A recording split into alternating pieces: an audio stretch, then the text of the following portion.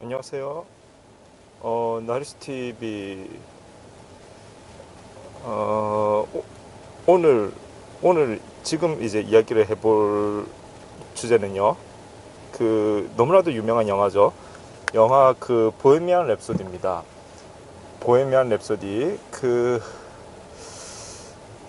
보헤미안 랩소디가 워낙 주변에서 재밌다는 얘기를 많이 들어가지고 재밌다는 얘기를 많이 들어서 사실은 일단 제가 못 보고 지나갔다가 짬을 내서 좀 봤어요. 짬을 내서 봤는데 굉장히 상상 이상이었다. 굉장히 재밌었죠. 거의 뭐 제가 굉장히 좋아하는 스타일의 어떠한 그 제가 좋아하는 스타일의 영화의 어떠한 표본을 보여주는 듯한 느낌을 받았습니다.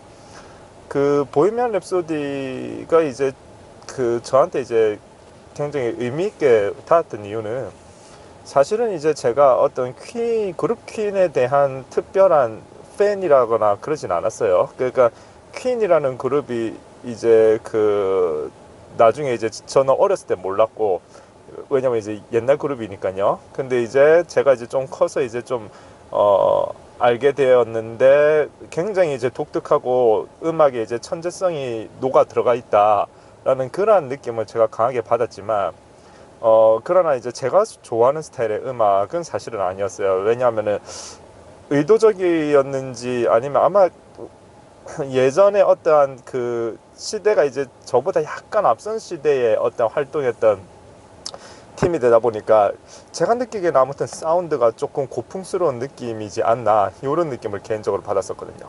그래서 상당히 이제 퀸이 굉장히 천재성 있는 뮤지션이다라는 생각은 했었어도, 굉장히 전설적인 그룹인 건 확실하다는 걸 인정했지만 그냥 제 개인적으로 제 취향은 아니었다라고 이제 생각을 해서, 사실 그룹 퀸의 어떤 특별한 팬이었기 때문에 이 영화가 뭔가 저한테 의미 있게 다가왔던 거는 아니라는 거죠. 그러면 이제 이 영화 자체가 이제 제가 지금 보고 굉장히 이제 사실은 이제 많은 어떤 감명과 감동을 받았는데, 사실 이제 이런 류의 영화를 제가 굉장히 좋아하는 이유가, 저는 이 보헤미안 랩소디라고 하는 이 영화를 보면서 보는 동안 제 머릿속에서 떠올랐던 또 한 편의 영화가, 제가 거의 뭐 한 10번 정도 보았던 영화죠. 그 경제학자 존 내시의 일대기를 다룬 그 러셀 크로우가 나왔던 그 뷰티풀 마인드라는 영화가 저는 그렇게 떠오르더라고요. 그러니까 같은 류의 영화인데, 뷰티풀 마인드라는 영화를 음악인의 삶에 빗대어서 만들어내면은 이 보헤미안 랩소디다라고 이야기해도 저는 과언이 아니라고 봅니다. 그러니까 쉽게 이야기해서 뷰티풀 마인드에 나왔던 존 내시도 굉장히 천재죠.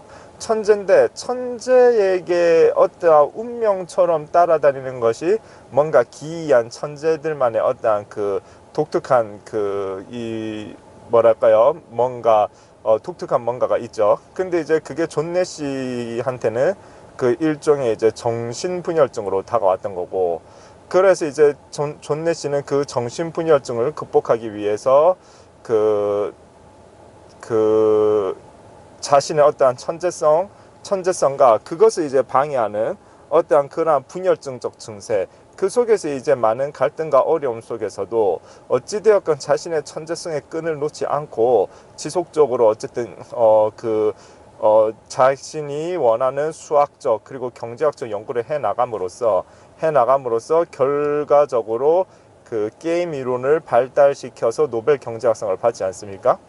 그 부분이랑 프레디 머큐리의 어떤 예술적 천재성, 다시 말해서 그 예술성도 존 내시의 어떤 수학적 천재성하고 굉장히 흡사한 그러한 천재성이다. 왜냐하면은 어떤 노력으로 따라갈 수 없는 프레디 머큐리만의 독특한 어떤 음악적 센스가 퀸 음악에 물씬 묻어나거든요. 그런데 이제 포인트는 뭐냐면, 그래서 그런지 모르겠지만 역시 프레디 머큐리 역시 양성애자라고 하는 일반 사람은 보통은 이제 갖고 있지 않는 독특한 특징을 가지게 되죠. 근데 사실 존 내시나 프레디 머큐리나 너무나도 안타까운 것이, 그 프레디 머큐리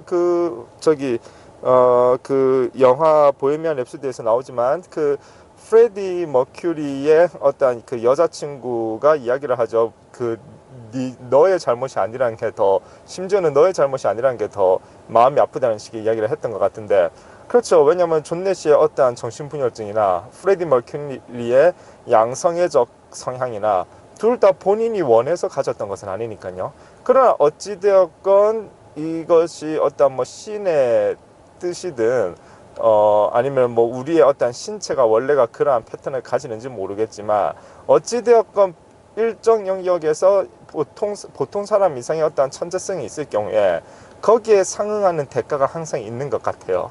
어찌되었건 그래서 프레디 머큐리는 양성애라고 하는 그러한 그 독특한 자신만의 어떠한 이 어떤 성적 취향이 이제 상당히 이제 자신을 결국에는 뭐 영화에서 직접적으로 나왔던 것은 아니고 그 다음에 이제 논란의 여지는 있을 수 있겠지만 우리가 추측한데, 어찌되었건 그가 최종적으로 그 고칠 수 없는 병이라고 할 수 있는 그 에이즈라고 하는 그 병에 걸리게 된 어떠한 원인 중에는 어찌되었건 그 양성애가 아니었다면 걸리지 않았을 확률이 더 높지 않겠는가라고 일반 사람들은 생각을 하고, 저도 그냥 그런 류의 일반 사람의 판단을 그냥 끌어들여서 일단은 그런 식으로 이제 그 프레디 머큐리의 마지막 이 어떤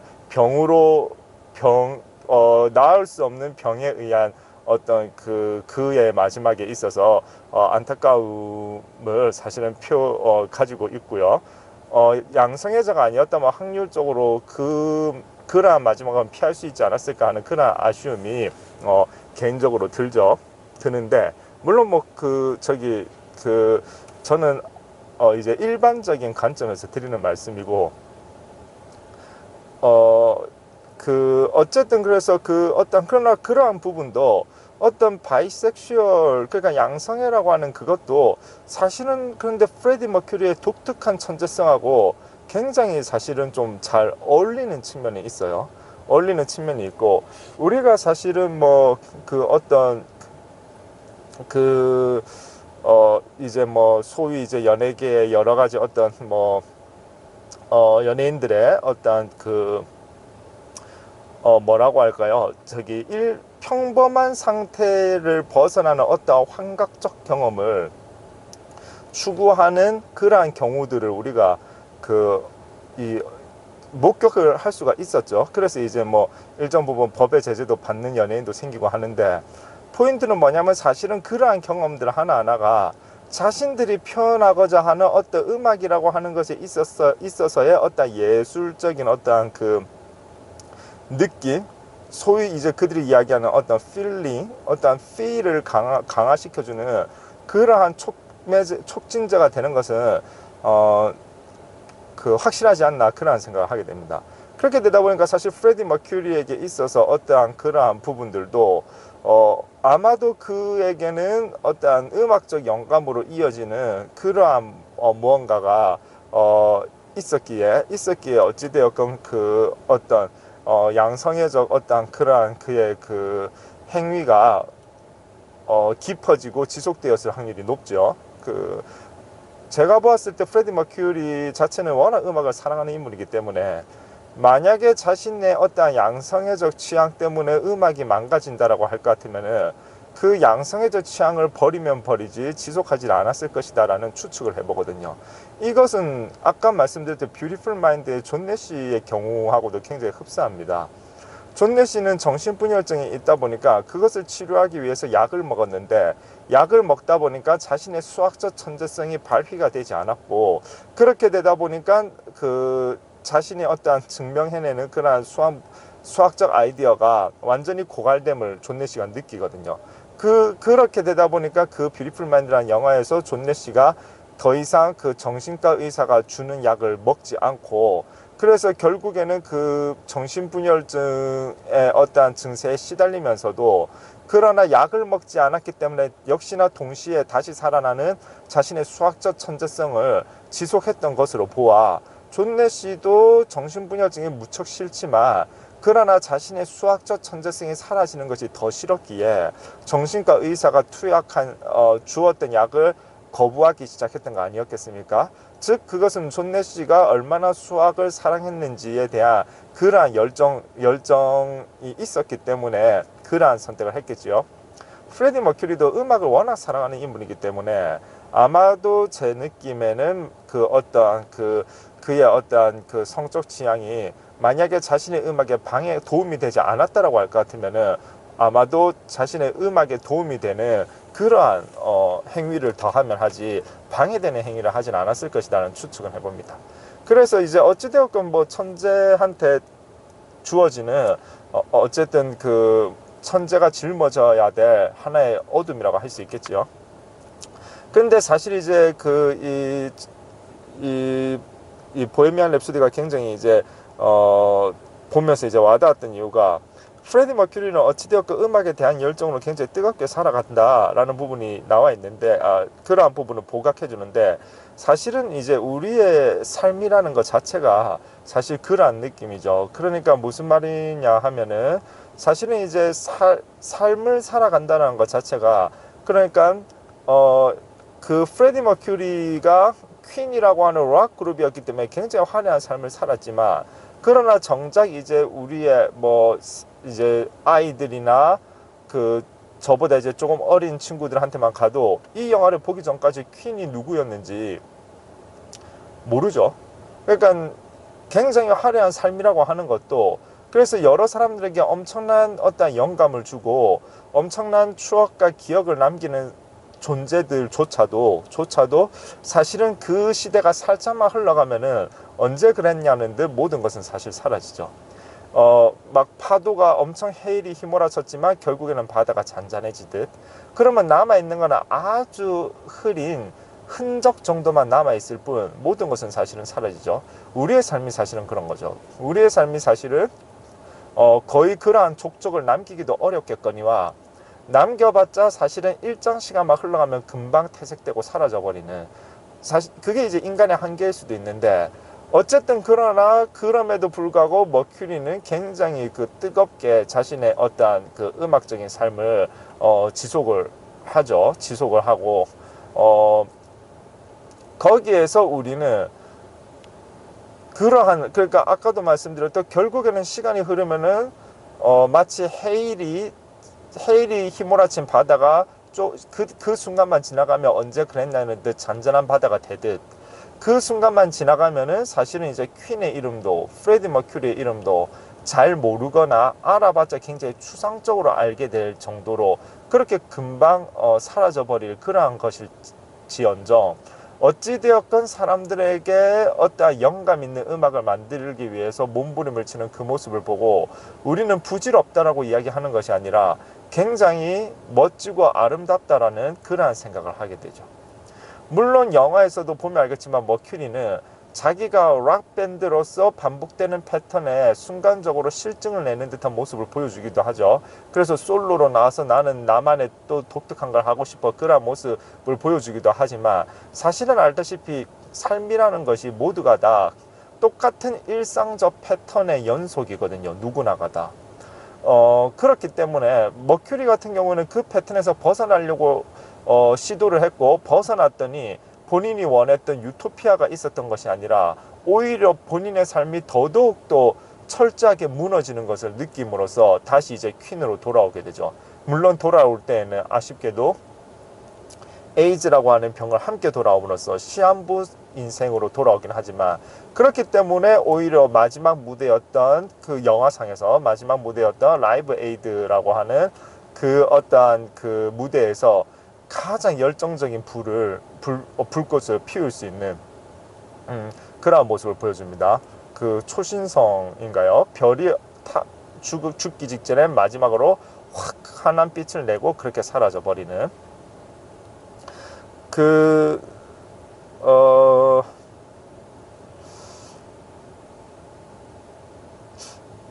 글쎄요.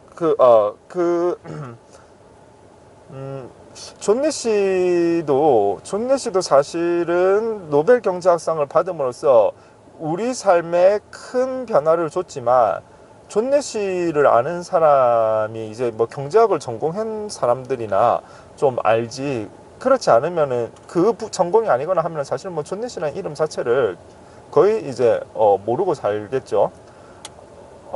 상당히 머큐리도 그렇고 존넷이도 그렇고 어떠한 굉장히 나름의 굉장히 큰 영웅이었음에도 불구하고 어찌되었건 그렇게 빠르게 잊혀지죠. 그게 그런데 사실 우리의 삶이라는 건데, 누구라도 우리는 항상 이러한 이야기를 많이 하지 않습니다. 이러한 생각들을 많이 하는 것 같은데요. 그러니까 나라는 존재가 사라지거나 했을 때 누가 나를 기억해 줄까라고 하는 그러한 생각이라고 할까요? 어찌되었건 자신의 존재감이 누군가에게 인식되기를 바라는 마음들이 누구나 다 있다고 봅니다. 그렇기 때문에 어렸을 때부터 이런 노래 있잖아요. 텔레비전에 내가 나왔으면 정말 좋겠네, 이런 노래 있잖아요. 텔레비전에 내가 나왔으면 정말 좋겠다는 그런 노래. 그러한 부분들이 사실은 이제 우리가 그렇게 쉽게 잊혀질 수밖에 없음에도 불구하고 어쨌든 누군가에게 내가 뭔가가 나의 삶이 인정받고 나라는 이름이 기억되기 원하는 그러한 마음이 함께 있는 것 같아요. 그러나 어찌되었건 그것은 결국에는 결과론적으로만 본다면은 굉장히 부질없는 짓이고 어차피 기억될 일 없습니다. 기억되어봤자 시간이 조금만 흐르면은 굉장히 그 퇴색된 기억, 어떠한 뭐 글자상에서 나 접하게 되는 그러한 기억이지 어떠한 선명한 기억으로 다가오기 어렵죠. 다가오기 어려운데, 그런데 어찌되었건 뷰티풀 마인드도 그렇고 보헤미안 랩소디도 그렇고 제가 이 영화들을 보면서 굉장히 깊은 감명을 받는 것은 역시나 그런데 그럼에도 불구하고 우리가 뜨겁게 무언가 족적을 남기려는 그 삶이 굉장히 가슴 깊이 이렇게 감동을 주는 부분이 있기 때문에 그렇게 되는 것이죠. 사실은 요전에 제가 리뷰를 했었던 그 영화 퍼펙트 게임도 이제 야구 선수 선동열과 야구 선수 최동원의 라이벌전을 그린 영화죠. 근데 이제 그 최동원이라는 인물이 조금 더 주인공스러운 측면이 있는데, 어찌되었건 그 최동원이라는 선수, 그 선수의 그때 그 활약은 정말로 최고였고, 선동열과 최동원의 그 라이벌전은 정말로 기가 막힌 명승부였죠. 그런데 사실은 그거를 그러니까 기억하는 사람이 얼마나 있겠는가 하면은 사실 거의 없죠. 그때 당시에 야구 팬들, 그 시대의 야구 팬들이나 그거를 감명 깊게 본 게임이지, 그러고 이제 사실은 사라져 있지 않겠습니까? 우리의 기억 속에서. 근데 사실 그 퍼펙트 게임이라는 영화 역시 사람들에게 감동을 주는 것이 결국에는, 그러니까 어떻게 보면 그 야구 선수의 어떤 야구 게임이라는 것이 그 퍼펙트 게임에서도 봐도 최동원 선수나 송준효 선수나 자기의 어깨에 굉장히 무리를 주면서까지 거의 뭐 연골이라든가 이런 부분들이 상당히 이제 문제가 됐겠죠. 그런 상황이 되면서까지 그 게임에 집착을 하거든요. 이러한 부분들은 사실은 또 굉장히 인기 있었던 만화 슬램덩크를 봐도 그런 장면이 나오죠. 그 해남 주인공 강백호가 있는 북산팀에서 최치수라는 선수가 해남전에서 발목 부상인가를 당하는데, 그 발목 부상 때문에 굉장히 이제 쉬어야 됨에도 불구하고 해남고등학교하고의 붙는 그 경기가 너무 중요한 경기가 되다 보니까 최치수가 어찌되었건 자기가 발목을 앞으로 못 써도 좋으니까 나는 이 경기를 뛰겠다라고 이야기를 하고 경기를 참여하는 그런 모습들이 나오거든요. 사실 그건 역시 합리적인 판단이 아니죠. 이성적 판단이 아니고. 그런데 어찌되었건 그러한 선택을 하고, 거기에 그때 당시 그 만화를 보았던 수많은 학생들과 사람들이, 어른들도 있었고요. 상당히 감명과 감동을 받게 되죠. 그렇게 보면 참 우리의 삶은 무엇이고 우리의 인생은 무엇인가 하는 생각들을 안 할 수가 없는데요. 아까 잠시 언급했던 퍼펙트 게임에서 또 제가 주목하고 싶은 부분이, 최동원과 선동열이 경기를 딱 마치고 나서 그 영화 마지막에 나오는 그 영화의 어떤 노래가 들국화의 그것만이 내 세상이라는 음악이 나옵니다. 그것만이 내 세상. 이런 노래죠. 세상을 너무나 모른다고 뭐 이런 노래 있죠. 자, 괜히 불렀죠. 아무튼 들국화의 그것만이 내 세상이라는 노래가 울려 퍼지는데, 제가 그 들국화 노래 그것만이 내 세상을 처음 들어봤던 게 대학교 1학년 때 이제 선배 자취방에 이제 놀러 갔다가, 밤에 이제 선배랑 이제 같이 술 마시려고 놀러 갔는데 그 음악이 나오는데, 그때 당시에 제 대학 선배가 자기가 제일 좋아하는 노래라고 하더라고요. 그래서 저는 들어봤는데, 그게 이제 그것만이 내 세상이란 그런 노래인데, 제목 그대로 이제 그것만이 내 세상이라는 건데, 저는 처음에 대학교 1학년 때 그 노래를 들었을 때 속으로, 멜로디는 좋았지만 속으로 가사가 참 폐쇄적이다, 뭐 그것만이 내 세상이라고 하냐, 그 기왕에 태어났으면은 이 큰 세상을 나가보고 더 넓은 세상을 자꾸 꿈꿔야지, 노래 자체가 이렇게 폐쇄적으로 그것만이 내 세상이라는 이런 식의 가사는 썩 그렇게 그 뭐 공감은 되지 않는다라고 그때 당시에 제가 생각을 했었어요. 생각을 했었는데, 세상을 자꾸 이제 살아보니까 느끼는 것이, 그 프레디 머큐리도 그렇고 존 내시도 그렇고 선동열 최동원 선수도 그렇고 또 일반 보통 사람들도 그렇고, 모두가 사실은 누구도 몰라주거나 알아줬다라고 해도 잠깐 알아주고 사라져 버릴, 정말 그야말로 자기만의 작은 세상을 살다 가는 게 삶이다라는 생각을 자꾸 하게 되더라고요. 우리 모두는 다 각자 자기의 작은 세상을 살다 간다라고 봐도 과언이 아니라고 봅니다. 시간 아무리 자기가, 그 사실 그러니까 쉽게 이야기해서 저희 때 이를테면은 서태지와 아이들이 엄청난 열풍을 일으켰지만, 지금 조금 우리 학생들한테는 방탄소년단이라던가 이러한 친구들이 강하게 와닿지, 사실 이제는 빅뱅만 해도 이미 약간 상당히 좀 흘러간 듯한 그런 그룹인 느낌을 주잖아요. 그렇듯 우리 모두는 그냥 각자 자기 세상 살다 가는 것이 맞다라는 생각이 드는데, 그렇게 될 것 같으면은 그 어떤 누군가가 나의 삶을 미처 오롯이 다 몰라준다 할지라도, 또 누군가가 나를 조금 오해한다 할지라도 거기에 대해서 너무 노여워하거나 서운해해서는 안 되는 것이 또 우리들의 삶이구나라는 그런 생각이 이어지게 됩니다.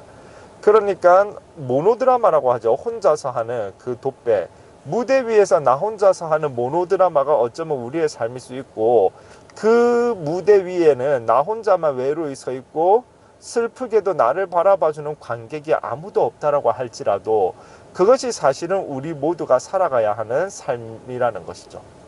삶이라는 것인데, 그러니까 아무도 없는 고요한 어둠에 쌓여있는 그 무대, 삶이라는 무대, 나 혼자서 모노드라마를 펼쳐나가는 그 삶이라는 무대에 우리는 괜히 새삼스레 서운해하거나 굉장히 나를 필요 이상으로 동정하거나 슬퍼할 필요가 없다라는 생각을 합니다. 왜? 그것이 원래 우리의 삶이니까요. 누군가에게 강한 인상을 남긴다라고 해봤자 시간이 흐르면은 옅은 흔적으로 돌아가게 되니까요. 그러면은 삶을 대충 사는 것이 남는 정확한 판단인가 하면 그것은 결단관이죠. 왜? 아까도 말씀드렸던 어떤 보헤미안 랩소디라던가 그 뷰티풀 마인드라던가 또 그 퍼펙트 게임이라던가 모두가 다 상당히 흥행했던 영화들인데, 그것은 사람들이 공감을 많이 한다라는 것이죠. 그들의 삶에.